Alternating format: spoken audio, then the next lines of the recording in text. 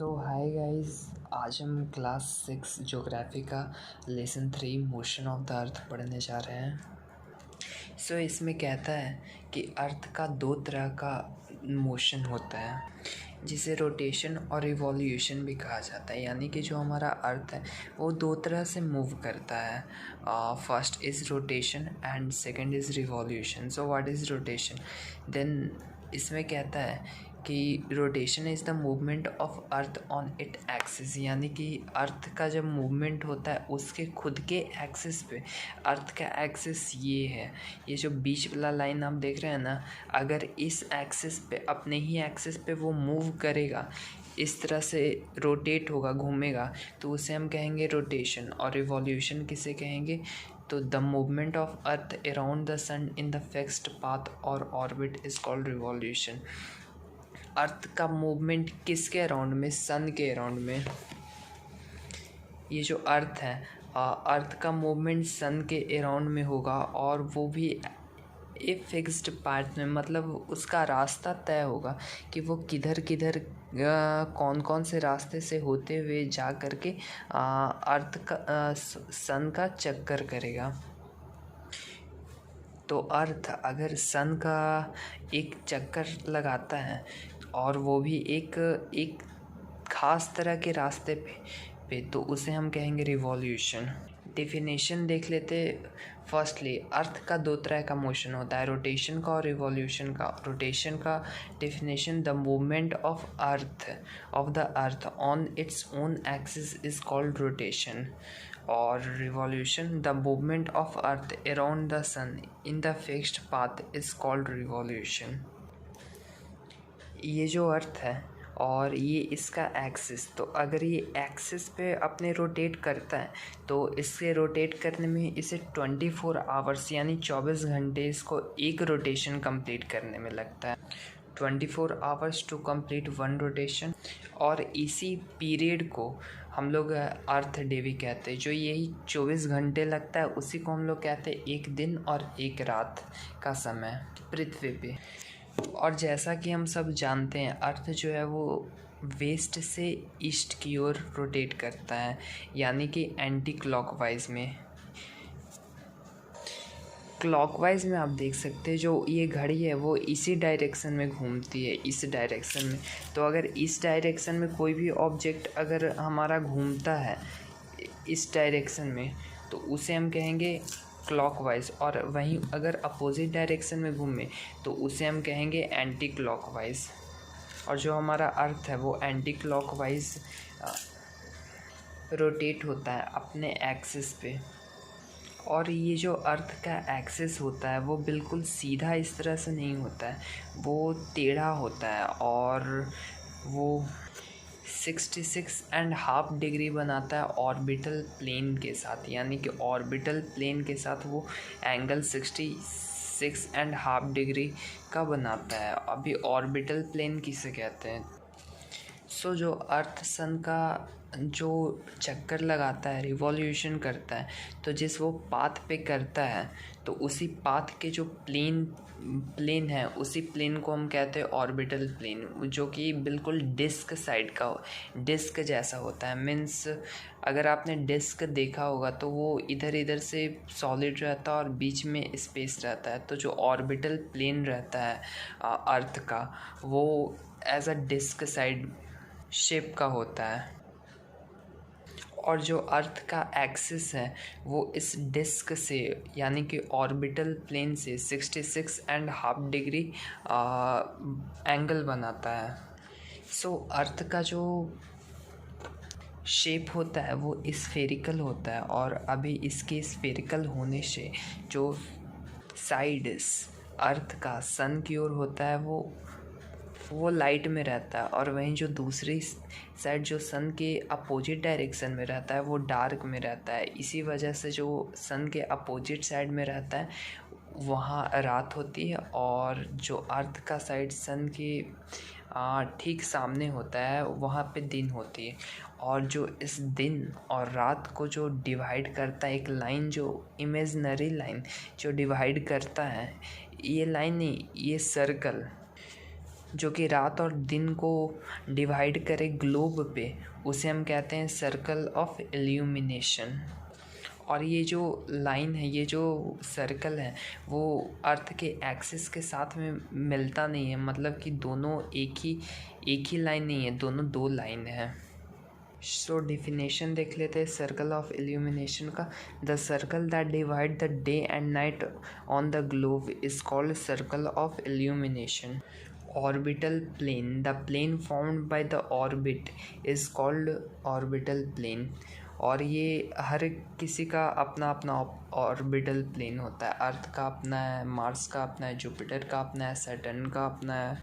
सो यहाँ पे एक क्वेश्चन है कि अगर क्या हो अगर जो हमारा अर्थ है वो रोटेट करना बंद कर दे। रोटेट यानी कि अपने एक्सिस पे ही घूमना अगर बंद कर दे तो, यानी कि जो ये अर्थ है जो इस तरह से ऐसे रोटेट कर रहा है, वो रोटेशन बंद करके सीधा इस तरह से घूमे तो क्या होगा।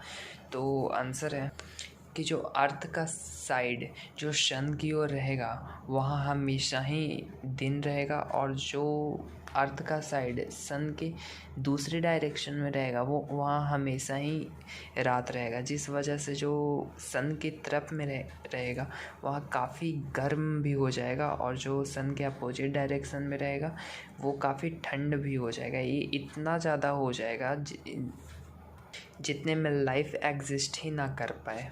ये काफ़ी एक्सट्रीम कंडीशन हो जाता है, काफ़ी हार्श कंडीशन बन जाता है ये। सो अर्थ को सन का एक राउंड लगाने में लगभग 365 डेज़ और 6 घंटे लगते हैं, 365 दिन और 6 घंटे। और जो ये 6 घंटे वो हम जोड़ते नहीं हैं हर साल में, और इसे हम 4-4 साल पे जोड़ते हैं। जब 4 साल आता है तो एक बार हम लीप ईयर मना लेते हैं, जो 6 घंटा पहले साल छूटा, फिर 6 घंटा दूसरी साल, फिर तीसरी साल, फिर चौथी साल। तो 6 घंटे, 12 घंटे, 18 घंटे, 24 घंटे। तो 4 साल पे हम एक दिन एक्स्ट्रा जोड़ देते हैं, जिसे हम जिस ईयर को हम लीप ईयर भी कहते हैं। और आप देखे होंगे कि हर 4 साल पे जो फरवरी का महीना होता है उसमें 29 दिन होता है 28 दिन का। तो कोई एक दिन ज़्यादा नहीं हो जाता है, बस अर्थ को रिवॉल्यूशन करने में 365 डेज़ और 6 घंटे लगते हैं, जो कि 6 घंटे हम पिछले 3 सालों से इग्नोर करते आते हैं, छोड़ते आते हैं। और चौथे साल में जाकर के इसे हम एक पूरा जब 24 घंटे बन जाता है इसका, तो हम एक दिन ऐड कर देते हैं अपने कैलेंडर में।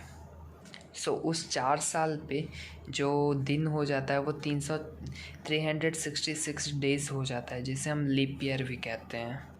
सो यहाँ पे कहता है जो अर्थ है हमारा वो सन के राउंड इलिप्टिकल ऑर्बिट में लगा रहा है। इलिप्टिकल ऑर्बिट कहते किसे, तो इलिप्टिकल ऑर्बिट उसे कहते हैं जिसका 2 फोकस होता है।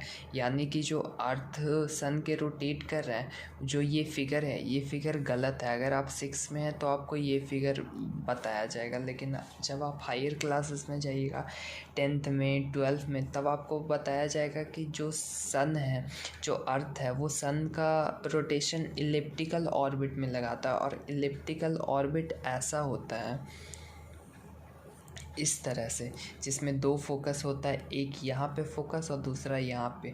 तो जो हमारा सन है वो पहले फोकस पे है। तो ये जो ऑर्बिट दिया हुआ है अर्थ का सन के राउंड में, वो ऑर्बिट गलत है। रियल ऑर्बिट ऐसा होता है, जो हमारा सन है, जो हमारा अर्थ है, वो सन के इस आकार में इस ऑर्बिट पे ऐसे रोटेट करता है, जिसमें 2 सेंट्रल पॉइंट होते हैं। अगर आप इस वाले फिगर में देखिएगा तो इसमें सेंट्रल पॉइंट सिर्फ एक ही है, बट एक्चुअली में इलिप्टिकल ऑर्बिट में सेंटर पॉइंट 2 होता है, एक यहाँ पे और दूसरा यहाँ पे, जिसमें एक सेंटर पॉइंट पे हमारा सन है, और जो अर्थ है वो इस तरीके के ऑर्बिट पे सन का रिवॉल्यूशन करता है। और इसी तरह के ऑर्बिट को हम कहते हैं इलिप्टिकल ऑर्बिट।